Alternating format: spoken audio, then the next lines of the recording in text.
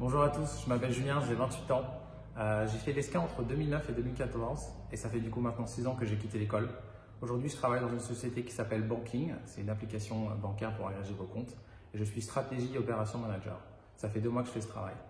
Avant ça, j'ai fait du conseil en stratégie à Londres dans un cabinet qui s'appelle Oliver Wyman et ça s'est très bien passé, j'ai fait ça pendant 2 ans.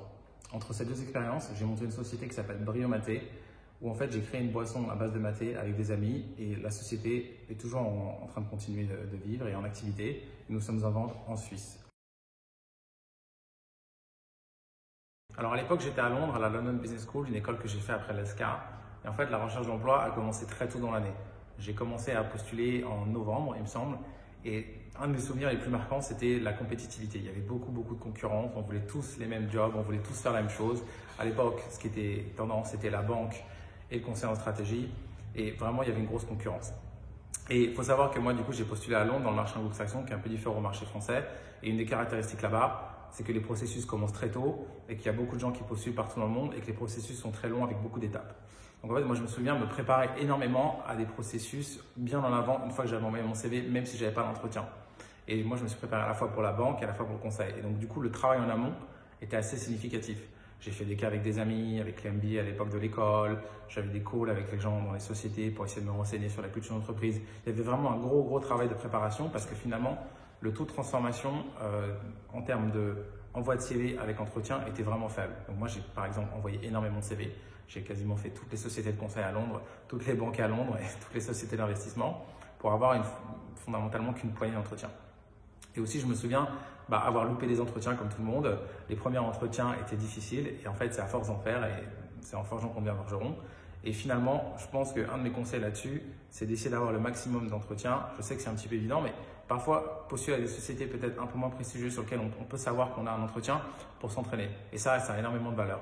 Parce que finalement, il suffit de passer un bon entretien, un bon process, on n'a besoin que d'un job. Donc voilà, moi, mon souvenir le plus marquant de ma recherche de job à Londres. Mon premier emploi était chez Oliver Wyman à Londres, comme je vous l'ai dit. En fait, moi, il faut savoir que j'avais fait un summer internship avant, donc je savais un petit peu où je mettais les pieds, pour ainsi dire. Donc, quand je suis arrivé dans la société, il y avait un parcours, un process très formalisé avec une semaine de formation. J'avais déjà un mentor, des gens que je connaissais dans la société, donc les choses se sont fait plutôt naturellement. Et moi, j'en garde un très bon souvenir, même si parfois le conseil en stratégie, c'est un peu difficile, un peu exigeant. Finalement, j'ai appris beaucoup de compétences, ça m'a donné énormément de rigueur. Et aujourd'hui, je suis capable d'avoir ce métier que j'ai aujourd'hui et de bien le faire, je pense, grâce à toutes les compétences que j'ai acquises. Notamment la rigueur, l'esprit de synthèse, l'esprit de formalisation, l'esprit de présentation en public. Donc fondamentalement, j'encourage tout le monde à faire cette carrière, en tout cas en début de carrière, ce métier en début de carrière, parce que c'est très formateur. Donc moi, j'en garde un très bon souvenir. Ça s'est bien passé. Au début, évidemment, un petit temps d'adaptation parce qu'on ne sait jamais, on arrive, c'est nouveau. Moi, c'était dans une culture différente à Londres. Mon anglais, à l'époque, était encore approximatif. Donc, j'ai dû vraiment faire un travail sur moi et rester serein. Et alors moi, une des stratégies que j'avais fait, c'est que j'avais quand même pas mal de camarades, on partageait tous la même chose, on était assez soudés, on se voyait toutes les semaines pour discuter un petit peu et s'entraider avec les feedbacks qu'on avait pu entendre d'une autre société à l'autre. Donc ça nous a vraiment beaucoup aidé.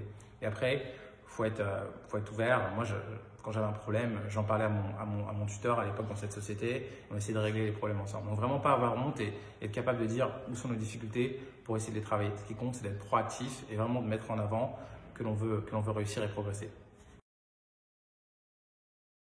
Alors moi, d'abord, ce que je conseille à tout le monde quand on cherche, c'est qu'à un moment donné, il faut envoyer énormément de candidatures et il ne faut pas se décourager.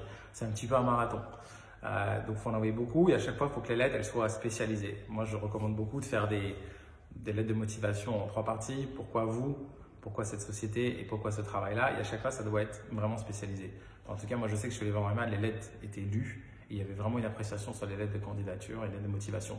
Vraiment, je recommande tout le monde à travailler dessus et c'est important. Autre chose que je recommande, c'est quand même essayer de contacter des gens dans la société, sur LinkedIn, par notre réseau, à voir si on peut avoir un numéro de téléphone pour parler et faire un coffee chat. Ça, c'est vraiment indispensable parce qu'à partir du moment où vous faites ça, vous vous démarquez de tout le monde de tous ceux qui ne le font pas. Et donc, dans le contexte actuel, je pense que c'est encore plus important. Et finalement, je dirais mon dernier conseil, et c'est quelque chose que j'ai pu voir à Londres avec mes amis, c'est que c'est pas grave si on n'obtient pas le job de rêve dès le départ en fait. Aujourd'hui, moi j'ai plein d'amis qui ne sont pas rentrés dans le Graal du conseil en stratégie, qui sont rentrés dans des sociétés plus petites où ils sont montés en compétences, ils ont appris et ils étaient dans l'industrie. Et après, c'est beaucoup plus facile de repasser dans le Graal, du coup dans cette société vraiment prestigieuse qu'on voulait avoir initialement par la suite. Et aujourd'hui, 2 ans plus tard, ces amis-là, ils travaillent dans ces sociétés-là et ils ont complètement oublié le fait qu'ils ne l'ont pas eu à la place, au départ. Donc vraiment, essayez de vous dire, la carrière c'est quand même long, ça prend du temps, on va passer beaucoup de temps au travail. Il faut savoir que ce n'est pas forcément une course, ce n'est pas un sprint, c'est plutôt un marathon. Donc vraiment, je vous conseille de ne pas vous formaliser si vous n'avez pas tout de suite le job de rêve. Évidemment, c'est mieux, mais il n'y a pas de place pour tout le monde et à un moment donné, ce n'est pas très grave. Parfois, c'est peut-être mieux d'aller travailler dans une plus petite société qui vous correspondra plus, qui sera moins structurée, dans laquelle vous pourrez plus vous épanouir pour ensuite monter en compétences et vraiment arriver vraiment là où vous voulez aller au plus tard après. Donc, c'est vraiment le conseil que j'ai. Mettez vraiment, voilà, c'est vraiment le conseil que j'ai.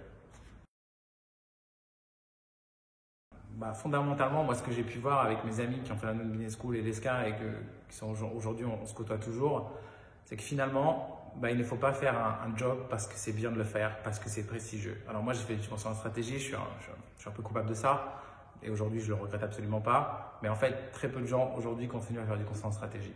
Et je trouve que mes amis les plus heureux sont ceux qui ont décidé d'aller tout de suite dans leur voie parce qu'ils savaient ce qu'ils voulaient faire. Moi, j'ai plein d'amis qui sont allés dans les startups parce qu'ils adoraient les nouvelles technologies et aujourd'hui, ils ont des postes hallucinants dans ces startups-là et personne ne leur dit « mais vous n'avez pas fait cette boîte-là, vous n'avez pas fait ce parcours-là ». Donc moi, ce que je vous conseille à faire, c'est essayer de déterminer qu'est-ce qui vous plaît vraiment. Ne pas, je sais que c'est difficile quand on sort d'école, il faut vraiment essayer de se dire qu'est-ce que moi j'ai envie de faire et pas forcément écouter les sirènes aux alentours de ces jobs qui peuvent être attrayants mais qui fondamentalement ne vous plaisent pas. Tout le monde n'est pas fait pour être banquier, tout le monde n'est pas fait pour faire du conseil, tout le monde n'est pas fait pour être dans une grosse entreprise.